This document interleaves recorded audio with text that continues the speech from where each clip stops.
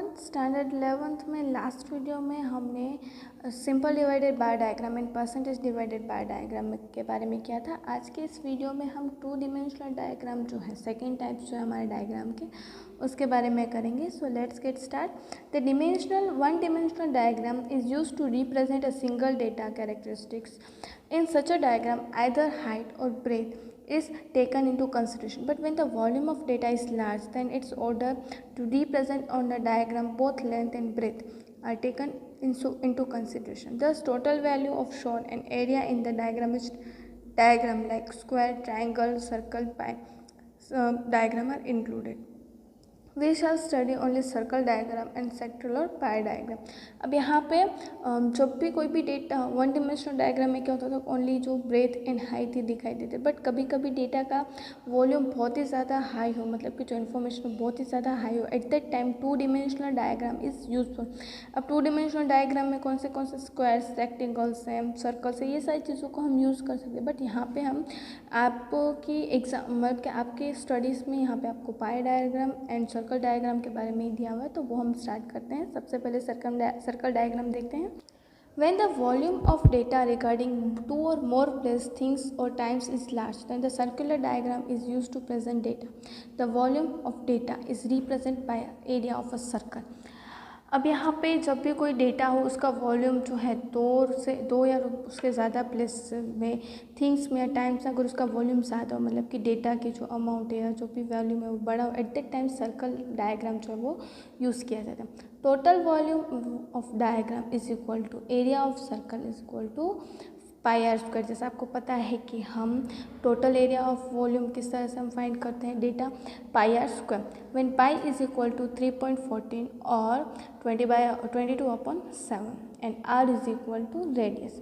Area of circle is proportionate to the square of its radius. Therefore, in the circle diagram, square roots of volume of a different data are taken as a radii of the circle.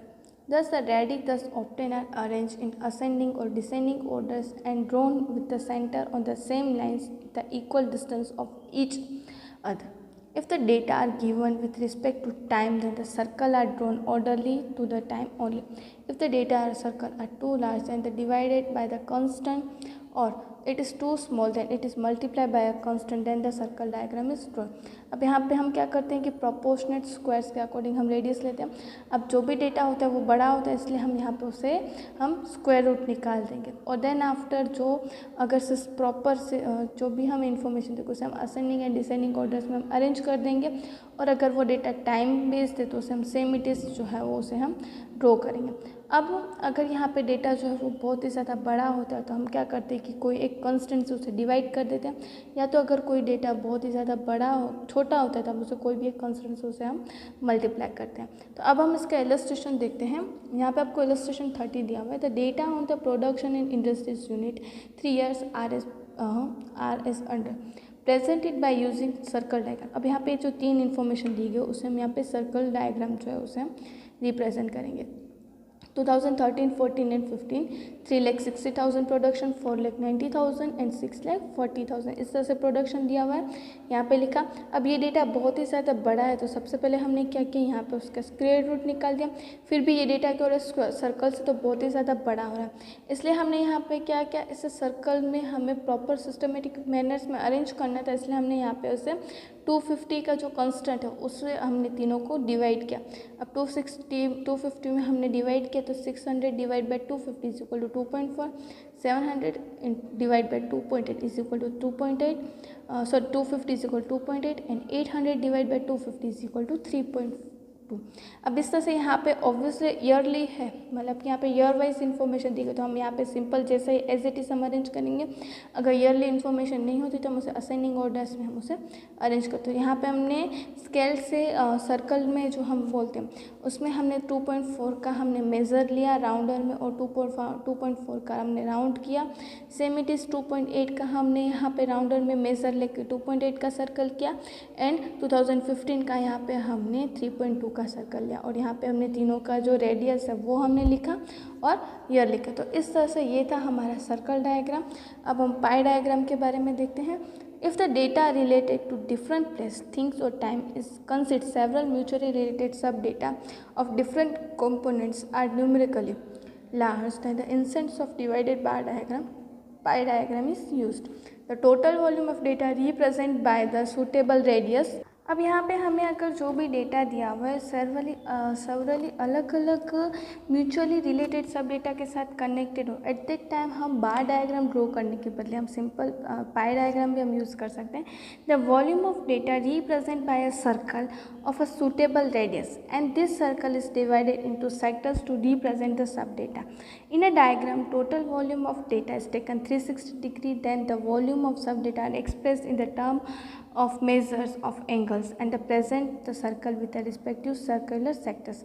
अब यहाँ पे ये जो हम पाई diagram use करते हैं बनाते हैं, उसके लिए सबसे पहले हम क्या करेंगे कि जो भी डेटा होगा उसे हम 360 डिग्री में हम कन्वर्ट कर देंगे और उसके बाद respective measures and respective angles के साथ हम वो जो पूरा सर्कुलर एरिया उसे हम प्रेजेंट करेंगे. अब हम उसका इलस्ट्रेशन देखते हैं. In the ledger of a company, the liability in the firm balance sheet are as under presented in the data by the pie diagram. Share capital, deposit, loans, current liabilities, total. अब यहाँ पे आपको share capital दिया गया 12 lakh, deposit 8 lakh, loans 4 lakh, current liabilities 4,80,000 and total is 2,80,000. अब सबसे पहले यहाँ पे हम क्या करेंगे, ये जो एंगल्स आपको दिए गए, ये जो इन्फॉर्मेशन दी गई उसे हम 360 डिग्री में कन्वर्ट करेंगे. अब 360 डिग्री में कन्वर्ट करने के लिए हमें क्या करना पड़ेगा, 2 lakh into 360 divide by total volume, that means 12 lakh into 360 divide by total 2,80,000, कितना आएगा 150. Same it is 8 lakh divide by 2 lakh 28 lakh 80,000 into 360 is equal to 100 degrees. Then after 4 lakh into 360 divide by 28 lakh 80,000 is equal to 50 and 4 lakh 80,000 divided by 28 lakh 80,000 into 360 is equal to 60 degree. अब यहाँ पे आपको पता होगा कि हमारा जो डिग्री है वो पूरा कितना होगा, 360 डिग्री का यहाँ पे आपको टोटल मिल ही जाएगा. तो इस तरह से बनेंगे.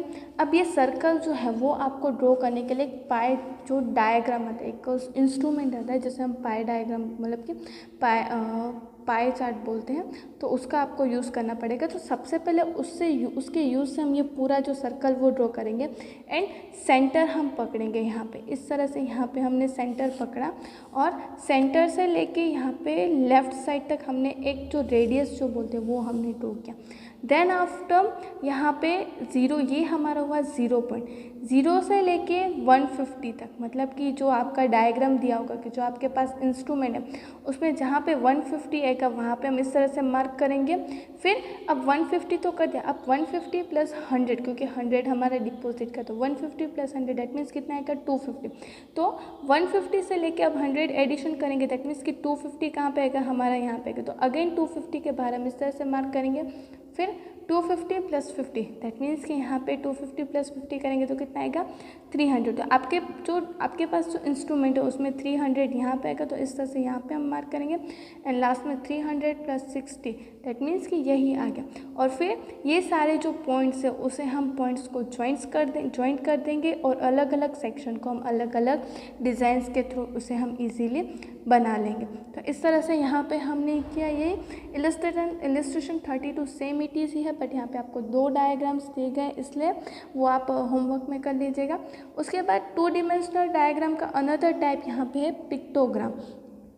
A diagram in which the data are represented by the appropriate picture is called pictogram. मतलब कि जो डायग्राम हम बना रहे उसमें हम पिक्चर्स के थ्रू जो भी इंफॉर्मेशन प्रेजेंट करें, that is called a pictogram.